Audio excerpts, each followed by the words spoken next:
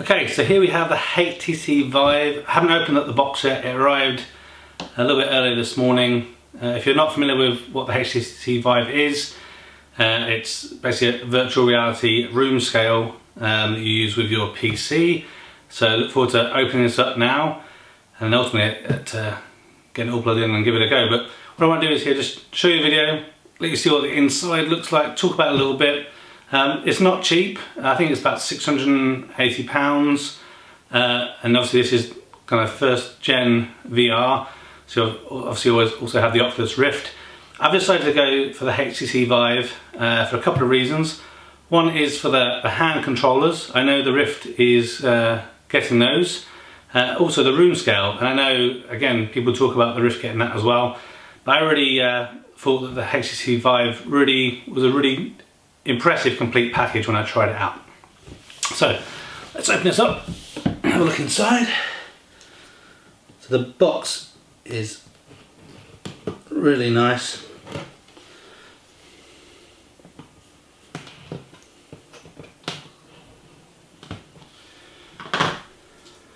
Obviously taking a lot of care with the packaging. Now people have already said these boxes are full of things. A nice padding on the inside there as well.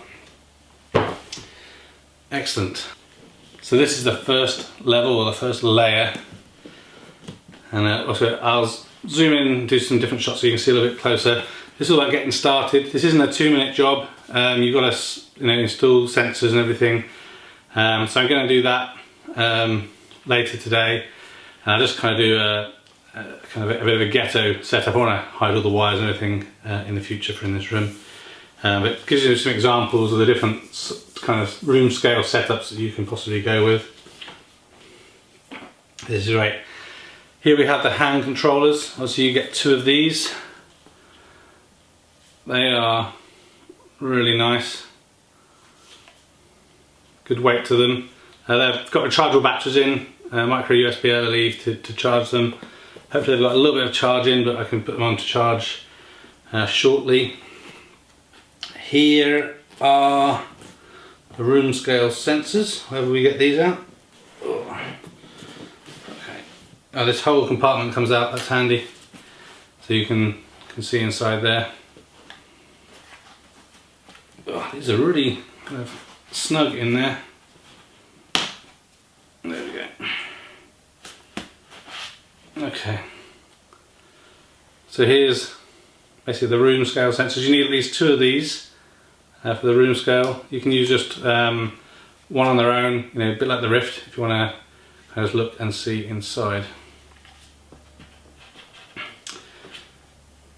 So we go through kind of everything that's in the box, I guess. So obviously, let's say we've got the hand controllers ready. This is the headset. This is where the main obviously magic is going to happen. Oh, that's really nice. Good length of cable as well, which is important for room scale, of course.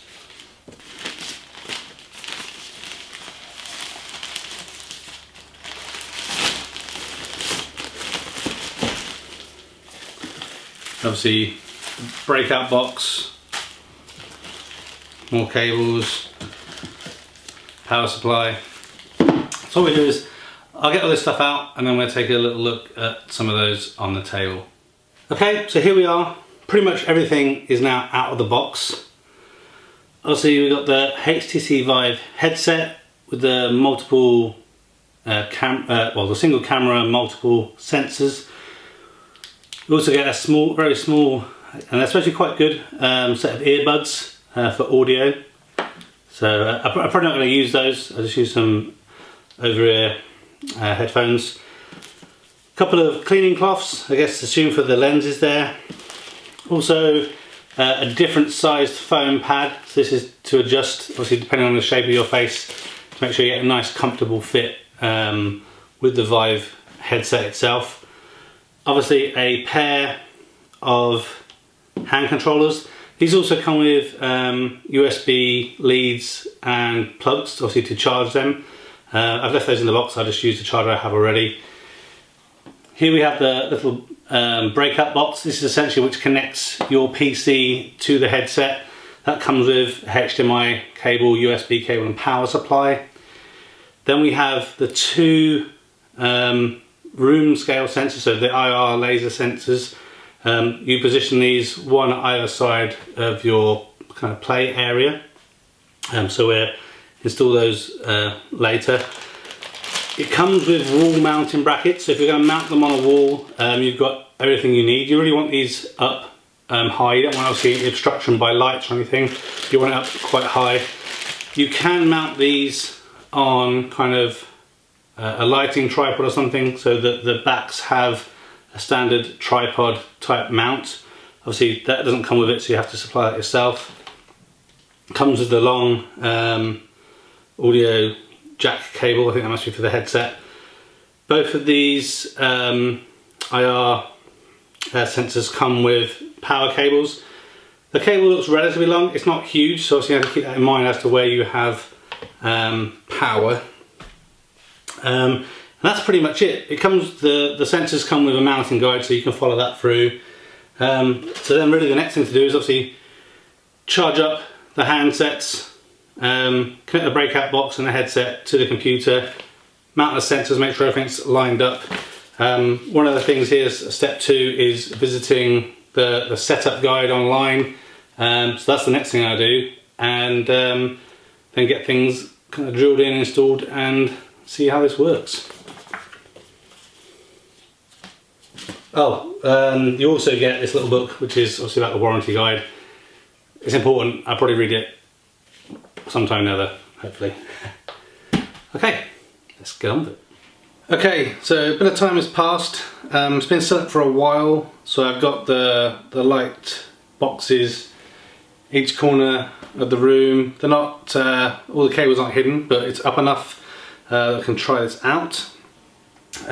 So let's give it a go. I think a couple of things that are important for people to understand before you do this is obviously the controllers. Make sure they're well charged. You've got the main kind of large button, the triggers are underneath.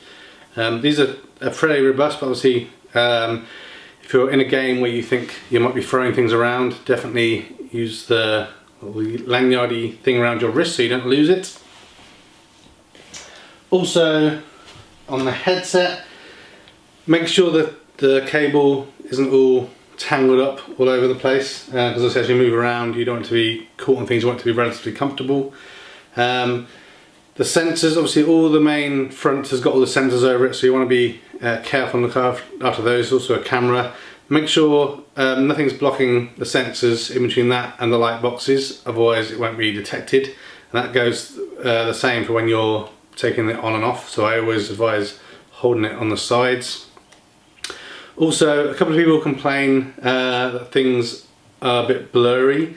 So obviously three things really to remember. The first one is, this isn't HD, so you shouldn't be comparing it to kind of 1080p or 4K on your monitor.